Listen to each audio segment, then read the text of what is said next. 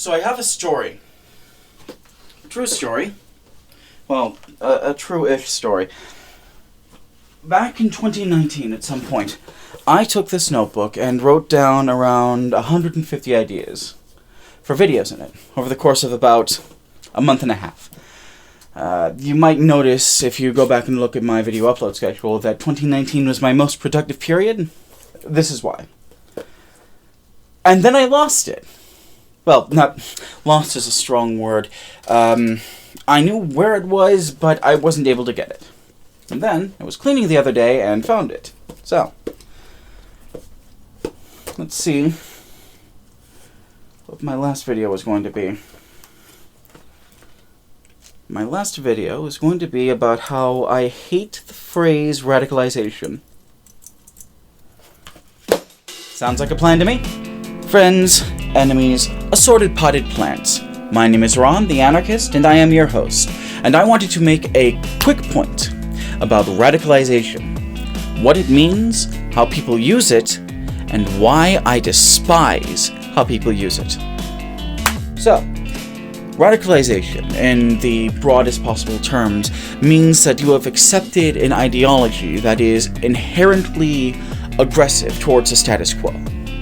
That isn't just like how people use it colloquially, although it is how people use it colloquially. It is also more or less the standard definition. And I hate it.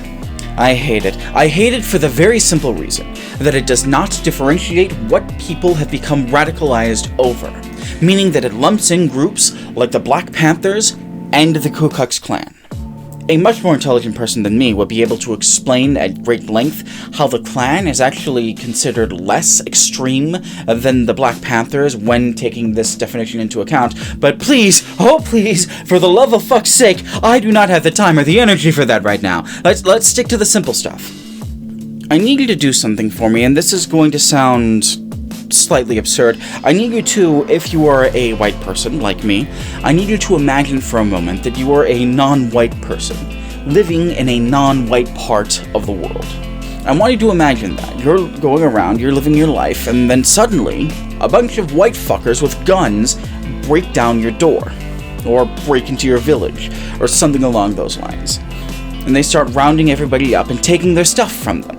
Some of these white people, the ones who understand you, tell you that there's been an unfortunate outbreak of war in the area, and they are there to make some unwar in order to make sure that things remain stable. Whatever that means. And I cannot stress this enough, you are not entirely sure what these people mean by stable. As far as you're concerned, you were just fine. You were living your best life before these white fuckers came in and took everybody's stuff. Took everybody's stuff. But you're an amenable person, you're an agreeable person even. You don't want to start a fight, and even if you did want to start a fight, these fuckers have guns, and you don't. So you just kind of go along with what they tell you. They want to take your stuff, you let them take your stuff. You figure, what the hell, I can just get it back later. Or you figure it's not important enough to start a fight over, that might risk your life. But as time goes on, they take more stuff from you, and more stuff from your community, and they keep telling you that you're not trying hard enough to agree with them. No matter how agreeable you are, no matter how amenable you are, these people seem to want to start a fight. And you keep capitulating to these people. You keep doing what they want until they've taken all of your possessions from you, they've taken your home from you, you have to live with either relatives or with friends, you don't have a job anymore because it's become too dangerous to go to work because these people are prowling the streets, and they're out to get you, and you don't know why. And then, one day, they get you. One day, while you're out getting groceries or going out to see a friend, one of these white people with guns decides that they're going to pick a fight with you. You try to reason with them, you plead to them that you just want to live your life, but that doesn't stop them from shooting you. Or maybe it doesn't stop them from kneeling on your neck for 9 minutes. Or maybe it doesn't stop 8 of them from jumping on top of you until there's so much weight on you that you can't breathe. Do you maybe see the issue I might have with this understanding of radicalization? people will react to their environment. That's not just how people work, that's how life works in a general sense. And if people are in an environment that is hostile to them, if the people who control that environment are hostile to them, they will notice that and they will react to that. But then, when people realize that they are living in an environment, in a system that is hostile to their very existence, and they realize that it is imperative upon them, both morally and technically, to change that system, and then they start working to do that, then they've become radicalized. And that doesn't make sense to me. It's like, on one hand, you have left-wing radicals who say that we need to stop mass murders, and we need to stop the legalized killings, especially of people of color, because it's creating hostility in this country that we will not be able to survive. And then you have white nationalists who are going out and committing mass murders and saying that we need more legally sanctioned killings because these people do not belong in our country. These are not the same fucking thing. I would hope that I don't need to explain that these are not the same things, that these are not the same ideologies, they are not the same goals, and yet here we are. So, you know me, unless you're a new viewer, you know that I believe that people are not stupid. They know when they're being fooled, they know when they're being lied to, and most of the time they know who's doing it.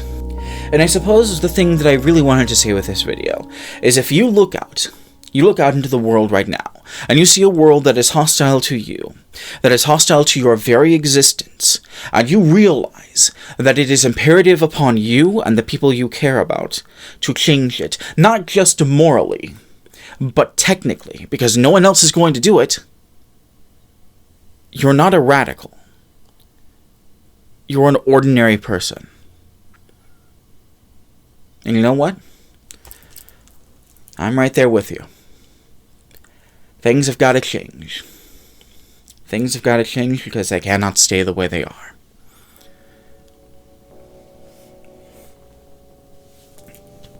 Hiya, Ron here again, and there has been a change of plans.